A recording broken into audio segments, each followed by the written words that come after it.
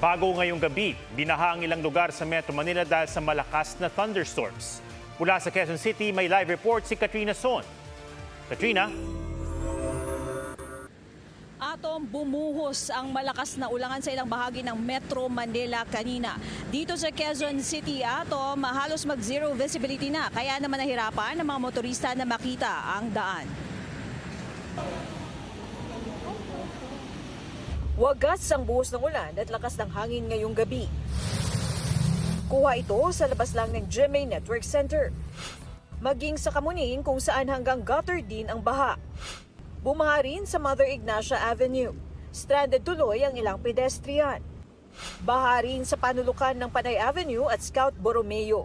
Sa Tomas Morato Avenue, may ilang bahaging hanggang gutter ang tubig. Pati sa labas ng isang mall sa Cubao. Sa Maynila, halos zero visibility rin sa biyahe mula Loton patungong Quiapo. Maingat din ang biyahe sa Espanya dahil sa lakas ng ulan. Abot hanggang sa Rojas Boulevard ang malakas na buhos ng ulan. Pasado alas 8 ng gabi nang maglabas ng thunderstorm advisory ang Pag-asa sa ilang bahagi ng Metro Manila, Calabarzon, Bulacan, Pampanga at Nueva Ecija.